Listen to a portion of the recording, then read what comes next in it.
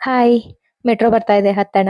ಎಲ್ಲಿಗೆ ಅಂತ ಕೇಳ್ತೀರಾ? ಕೃಷ್ಣನ ನೋಡ್ಬೇಕನ್ನಿಸ್ತು. ಹಂಗಾಗಿ ಗುರುವಾರ ಕೃಷ್ಣನ ನೋಡ್ಕೊಂಬರೋಣ ಇಸ್ಕಾನ್‌ಗೆ ಹೋಗ್ಬಿಟ್ಟು ಅಂತ ಅನ್ಬಿಟ್ಟು ಹೋಗೋಣ ಅಂತ ಅನ್ಬಿಟ್ಟು ಬುಧವಾರ ಪ್ಲಾನ್ ಮಾಡಿದ್ದು. ಆ ರಶ್ಮಿ, ನಾನು, ಆಶಮ್ಮ ಎಲ್ಲ ಹೋಗೋಣ ಅಂತ ಅನ್ಕೊಂಡ್ವಿ. ಆದ್ರೆ ರಶ್ಮಿಗೇನೋ ಪರ್ಸನಲ್ ಕೆಲ್ಸ ಅಂತ ಅನ್ಬಿಟ್ಟು ಅವ್ಳು ಬರ್ಲಿಲ್ಲ.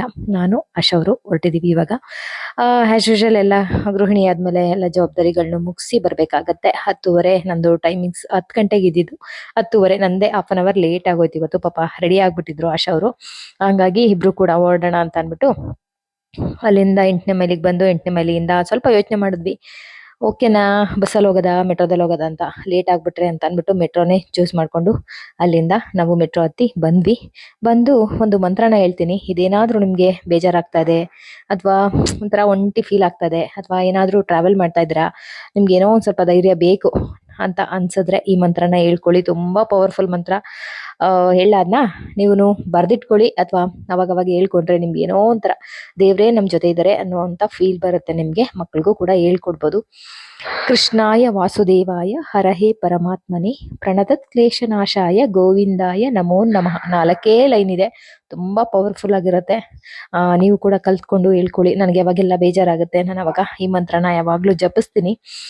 ತುಂಬಾ ದಿನಗಳಿಂದ ನಾನು ಭಗವದ್ಗೀತೆ ತಗೋಬೇಕು ಅಂತ ಅನ್ಕೊಂಡಿದ್ದೆ. ಫೈನಲಿ ನಾನು ಈ ದೇವಸ್ಥಾನದಲ್ಲೇ ಭಗವದ್ಗೀತೆ ಕೂಡ ತಗೊಂಡೆ. ಕೃಷ್ಣಂದು ಎಷ್ಟೋ ಬುಕ್ಸ್ಗಳು ನನ್ನ ಹತ್ರ ಇದೆ. ಆದ್ರೆ ಮಕ್ಳಿಗೆ ಹೆಂಗ್ ಗೊತ್ತಾ, ಅವರು ಇಂಗ್ಲಿಷ್ ಬುಕ್ ಜಾಸ್ತಿ ಇದ್ ಮಾಡ್ತಾರೆ. ಕನ್ನಡದಲ್ಲಿ ಕೆಲವೊಂದು ಮೀನಿಂಗ್ಸ್ ಗೊತ್ತಾಗಲ್ಲ ಅವ್ರಿಗೆ. ನನಗೆ ಕನ್ನಡ ಬೇಕಿತ್ತು. ನಾನು ಹಂಗಾಗಿ ಕನ್ನಡನೇ ತಗೊಂಡಿದ್ದೀನಿ. ಇವಾಗ ಹೋಗಿ ಮೊದಲು ನರಸಿಂಹಸ್ವಾಮಿ ದರ್ಶನ ಮಾಡಿ, ಆಮೇಲೆ ತಿರುಪತಿ ದರ್ಶನ ಮಾಡಿ, ಆಮೇಲೆ ಕೃಷ್ಣನ ದರ್ಶನ ಮಾಡೋದು. ಅಲ್ಲಿಂದ ಬರಕ್ಕೆ ಮನ್ಸಿಲ್ಲ ಆಯ್ತಾ. ಕೃಷ್ಣನ ವಿಧ ವಿಧವಾಗಿ ವರ್ಣಿಸ್ತಾ ಇರ್ತಾರಲ್ವಾ, ಅದ್ ಕೇಳೋದೇ ಒಂದ್ ಚಂದ, ಕಿವಿಗಳಿಗೆಲ್ಲ ತಂಪು. ಇಲ್ಲಿ ಈ ಒಂದು ಪೊಂಗಲ್ಲು ನನಗೆ ತುಂಬಾ ತುಂಬಾ ತುಂಬಾ ಇಷ್ಟ. ಒಂದ್ಸಲಿ ತಿಂದ್ರೆ ಸಮಾಧಾನನೇ ಆಗಲ್ಲ. ಇನ್ನೊಂದ್ಸಲಿ ಈಸ್ಕೊಂಡ್ ತಿನ್ಬೇಕು ಅನ್ನೋ ಆಸೆ. 2ನೇ ಸಲಿನ ಕೂಡ ಈಸ್ಕೊಂಡು ತಿಂದು ಅಲ್ಲಿಂದ ಬರ್ತಾ ಇದ್ವಿ. ಅಷ್ಟರಲ್ಲಿ ಒಂದು ದೊಡ್ಡ ಲೈನ್ ಕಾಣಿಸ್ತು. ಏನಪ್ಪಾ ಇಷ್ಟೊಂದು ಲೈನಲ್ಲಿ ಇಷ್ಟೊಂದು ಕ್ಯೂನಲ್ಲಿ ನಿಂತಿದ್ದಾರೆ ಅಂತ ಅನ್ಬಿಟ್ಟು ಅವ್ರನ್ನ ವಿಚಾರಿಸಿದ್ವಿ.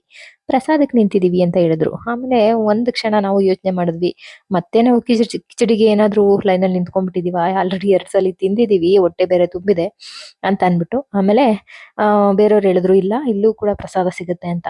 ನನಗ್ ಗೊತ್ತಿದ್ರೆ ತಾನೇ ನಿಮ್ಗೂ ಕೂಡ ನಾನು ತಲುಪ್ಸಕ್ಕಾಗೋದು. ಹಂಗಾಗಿ ಏನ್ ಪ್ರಸಾದ ಸಿಗುತ್ತೆ ಏನು ನೋಡೇ ಬಿಡೋಣ ಅಂತ ಅನ್ಬಿಟ್ಟು ಹೊಟ್ಟೆ ತುಂಬಿದ್ರು ಕೂಡ ಲೈನಲ್ಲೇ ಅಲ್ಲೇ ನಿಂತ್ಕೊಂಡ್ವಿ. ಒಂದ್ ಹಾಫ್ ಅನ್ ಅವರ್ ಆಯ್ತು. ಆದ್ಮೇಲೆ ಬಿಟ್ರು.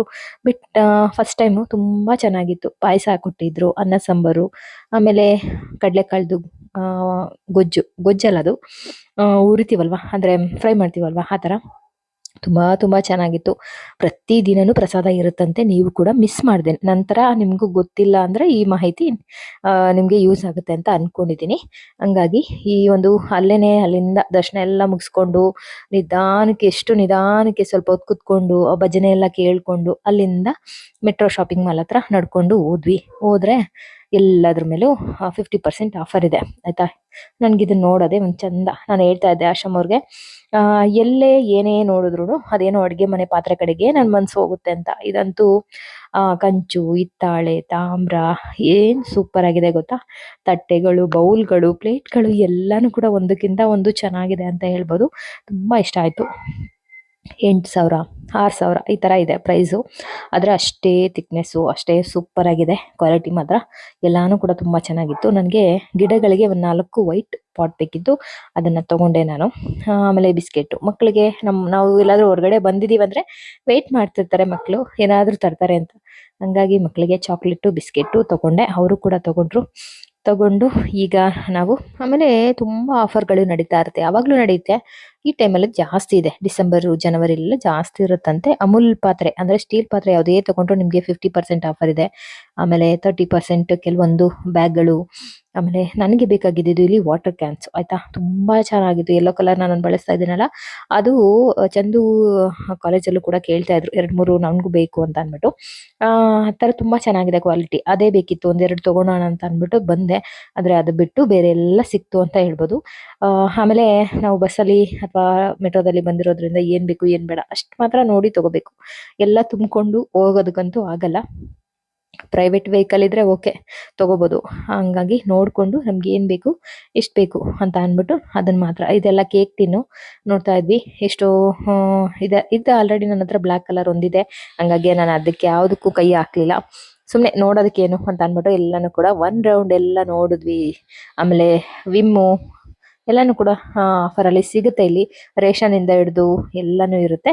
ನಿಮಗೂ ಗೊತ್ತಿರುತ್ತೆ, ತುಂಬಾ ಜನ ಹೋಗಿ ಶಾಪ್ ಮಾಡ್ತೀರಲ್ವಾ, ಹಂಗಾಗಿ ಇಲ್ಲಿ ನೋಡ್ತಾ ಇದ್ದೀರಾ ಹಣ್ಣು ಇಡೋದಕ್ಕೆ ಬ್ಯಾಸ್ಕೆಟ್ಸು, ಅದ್ರ ಮೇಲೆ ಸೊಳ್ಳೆ, ಸಣ್ಣ ಸೊಳ್ಳೆ ಎಲ್ಲ ಬಂದ್ಬಿಡುತ್ತೆ ಅಂತ ಅಂದ್ಬಿಟ್ಟು ಕವರ್ ಮಾಡೋದಕ್ಕೆ ಅದೆಲ್ಲಾನು ಕೂಡ ಇದೆ. ಎಲ್ಲಾದ್ರ ಮೇಲೂ ಆಫರ್ ಇದೆ ಆಯ್ತಾ.